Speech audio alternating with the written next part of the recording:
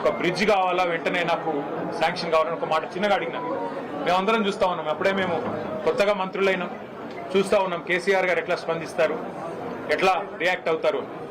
సాధారణంగా దాటవేయొచ్చు, చెప్పొచ్చు చూస్తాను అని చెప్పొచ్చు, పరిశీలిస్తాను అని చెప్పొచ్చు.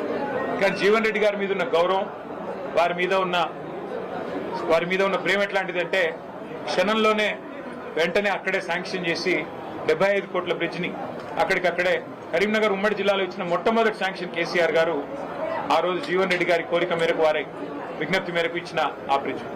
తర్వాత ఇంకో సందర్భం గుర్తొస్తా ఉంది నాకు. అసెంబ్లీలో జీవన్ రెడ్డి గారు ఎప్పుడు ప్రజా సమస్యల గురించి, ముఖ్యంగా రైతుల గురించి చాలా గట్టిగా మాట్లాడే నాయకుడు.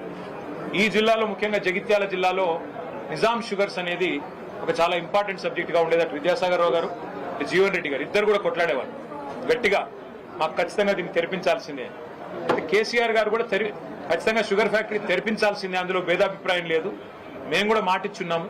కానీ పక్కనే ఉన్న మహారాష్ట్రలో, అప్పుడు పోచారం శ్రీనివాసరెడ్డి గారు వ్యవసాయ మంత్రి, పక్కనే ఉన్న మహారాష్ట్రలో సహకార వ్యవస్థలో, కోఆపరేటివ్ ఫార్మాట్ లో చాలా బ్రహ్మాండంగా నడుస్తూ ఉన్నాయి అక్కడ షుగర్ మిల్లులు. మా టెస్కాప్ చైర్మన్ రవీంద్రరావు గారు కూడా ఇక్కడే ఉన్నారు, మాజీ అధ్యక్షులు.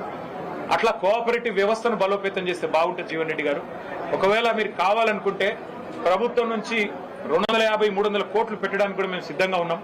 అవసరమైతే మీరే చైర్మన్ గా ఉండండి దానికి అని చెప్పి కూడా నిండు శాసనసభలో ముఖ్యమంత్రిగా కేసీఆర్ గారు అన్నాడు జీవన్ రెడ్డి గారికి ఓపెన్ గా, ఎలాంటి బేసిజానికి పోకుండా ఒక ఆఫర్ కూడా ఇచ్చారు.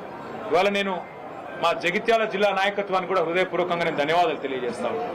ఎందుకంటే ఇటు మా విద్యాసాగర్ రావు గారు జిల్లా పార్టీ ప్రెసిడెంట్ గారు కానీ, అట్లాగే ఎల్ రమణ గారు మాజీ మంత్రి గారు కానీ, మా చెల్లెలు మాజీ జిల్లా పరిషత్ చైర్పర్సన్ శ్రీమతి దావా వసంత గారు కానీ, వారందరూ కూడా జీవన్ రెడ్డి గారిని జగిత్యాలలో మనం ఆహ్వానించినట్టయితే, వారి ఇంటికి పోయి ఆహ్వానించినట్టయితే బాగుంటుంది అంటే, వారు ఒక క్షణం కూడా సంకోచించకుండా వారు చెప్పిన మాట ఏమంటే, నాకు అన్న పార్టీ బలోపేతానికి, పార్టీ తిరిగి అధికారంలోకి రావడానికి, కేసీఆర్ గారు ముఖ్యమంత్రి కావడానికి తప్పకుండా మనందరం కృషి చేయాల్సిందే.